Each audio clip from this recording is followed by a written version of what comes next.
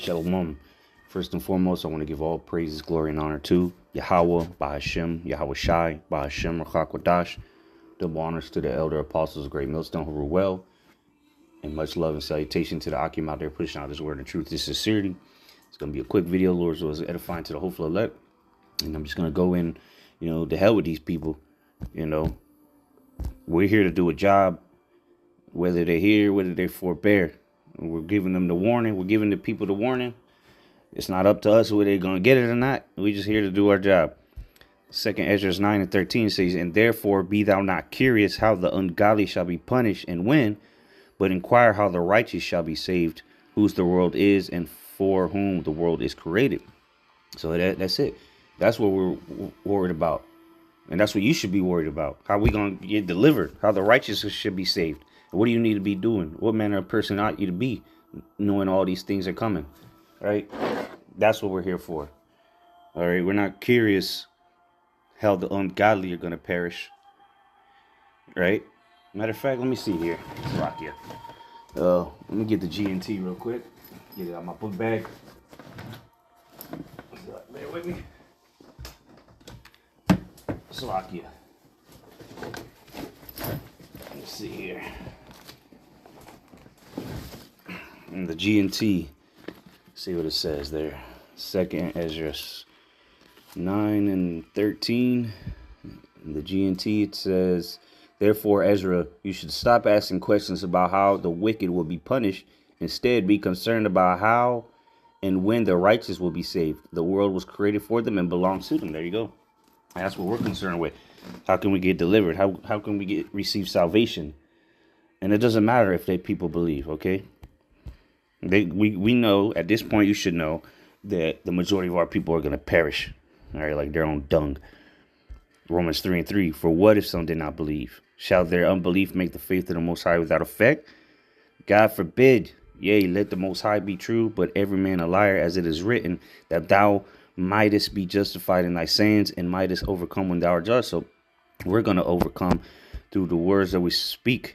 All right. We're going to be justified through the sayings. All right. Which we speak the word of the Lord. Okay. We're not here to give you our personal opinion.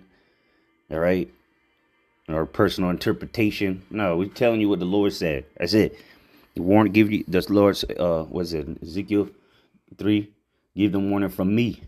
That's what the Lord said. Let's see what it says in the NLT. It says, "True, some of them were unfaithful, but just because they were unfaithful, does that mean God will be unfaithful? Of course not. Even if everyone else is a liar, the Most High is true." See, so the words of the Lord is true. Okay. As the scriptures say about him, you will be proved right in what you say, and you will win your case in court. Yeah, we're going to be justified. All right. Because we're speaking the words of the Lord. So there's no lie in what we're telling or warning the people about, because these are directly coming from the Lord. These are the words of the Lord. All right. And the hell, if people, they don't have to believe, they can scoff, they can mock. But at the end of the day, the word of the Lord still coming to pass as we speak. The Lord's word is coming to pass literally right now. As you watch this video, prophecy is in motion. 2nd Chronicles 36 and verse 15. It says, in Yahweh, by Hashem Yahweh Shai, power of their fathers sent to them by his messengers, which are the prophets. Right, Amos 3:7. The Lord revealeth his secrets unto the prophets, his servants, rising up beat times and sending, because he had compassion on his people and on his dwelling place. But they mocked the messengers of the Most High and despised his words and misused his prophets until the wrath of the Lord arose against his people till there was no remedy. So the majority of our people is going to scoff, they're going to mock, but that's all right, because the wrath of the Lord is going to come raining down upon them. Okay, again, we're just here to give you the warning. We're not concerned of how you're going to get judged and when. We're trying to figure out how, or we're trying to seek out our own salvation. Okay. And at the same time, we're getting the blood off our hands by warning the people. And that's the mindset we got to have.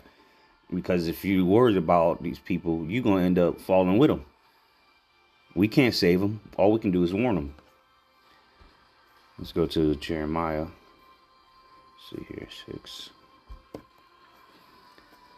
Jeremiah 6:16. Thus saith the Lord Yahweh, Bashem Shai, stand ye in the ways and see, and ask for the old paths, where is the good way, and walk therein, and ye shall find rest for your souls. But they say we will not walk therein. Yeah, the majority of our people, they don't want to walk in the ways of the Lord. They don't want to walk in the the old paths, the good way, which is the straight and narrow. They want to go in that broad way, all right, which leadeth unto destruction. Our people don't want to change their life and conform to the Lord. They're lovers of themselves. All right, they're lovers of pleasures more than lovers of the Most High. What's the scripture say? In the last days, people shall be lovers of themselves. And these 2/3 don't give a damn what the Lord says. Okay, so what, you think they're gonna care about what you tell them? Well, that's why we're not concerned with these people. We're not here to entertain you. Well, not entertain, because we're a spectacle to people. But we're not here to cater to people's feelings or what you. No, we don't give a shit what you people think, man. Not, when I say you people, I'm talking about people the unbelievers, that they don't want to walk this way, and that's all right, because somebody got to die. All right, the Lord ain't gonna come save all Israel. We're not trying to gather the whole nation and bring everybody together, to sing Kumbaya. Okay. Shut up. Let's go to Ezekiel. This is Ezekiel chapter 3. Verse 7 says, but the house of Israel will not hearken unto thee, for they will not hearken unto me. So they won't even listen to the Most High. You think the majority of our people going to listen to us? They look at us like we're crazy. We're just some crazy niggas and spicks on the corner reading Bibles. But at this point, like, people don't really got nothing to say at this point. They just keep it moving. Why? Because the prophecies are speaking for themselves. And now we're just pointing it out. The prophecies are here. And they still won't hearken. That's the thing. That here it is. All these things are taking place around the world. All right. The prophecies is popping off. And they still can't get it. Why? Because the Lord don't want them to get it. Lest they be converted and healed. The Lord ain't trying to save everybody. It says, for all the house of Israel are impudent and hard-hearted. Let's go to the other translations. See what it say. This is Ezekiel chapter 3. What verse was that? That was like 7. Yeah. In the NLT it says, but the people of Israel won't listen to you any more than they will listen to me. For the whole lot of them are hard-hearted and stubborn. Yeah, they're about as stubborn as a bag of rocks. And again, that's the Lord made them like that. But he made our foreheads hard against theirs. Because we got to deal with these people, okay? But at the same time, hey, we can't save you. We can only lead you to the light. Like the saying goes, you can lead a horse to water, but you can't make him drink. And that's the majority of our people. They're just not going to get it. It says, behold, in verse 8, behold, I have made thy face strong against their faces, and thy forehead strong against their foreheads. As an adamant harder than flint have I made thy forehead. Fear them not, neither be dismayed at their looks, though they be a rebellious house. Yeah, hey, the Lord has made our foreheads even harder, because we got to deal with these people. And guess what? We be out there the next week and the week after that until the Lord removes us from the corners and the famine of the work comes. But these people, do you think they stand for anything? These motherfuckers, they'll go marching in the streets for a weekend, a couple hours, and then never be seen again. These people don't stand for nothing. That's why I say, if you stand for nothing, you're going to fall for anything. Let's go to, let's see here, Second Esdras. Let's see here. Second Esdras chapter 1. And verse 25 says, seeing ye have forsaken me, I will forsake you also. Yeah, so since they have forsook the Lord, they have left it. Well, the Lord gonna forsake you in the time of your need. When you calling out, when the perils come upon these people, the Lord ain't gonna be nowhere to be found, because now is the opportunity to seek ye the Lord while he may be found. All right. It says, when you desire me to be gracious unto you, I shall have no mercy upon you. The Lord ain't having no mercy on these people. Because why they rejected him, so he going to reject them, you know, and their children. Hell, a lot of our people going to end up eating their children. It says, whensoever ye shall call upon me, I will not hear you, for ye have defiled your hands with blood, and your feet are swift to commit manslaughter. Ye have not as it were forsaken me, but your own self, saith the Lord. Yeah, you see, people think, shit, yeah, you're going to come to find out that you forsook yourself by denying the Lord.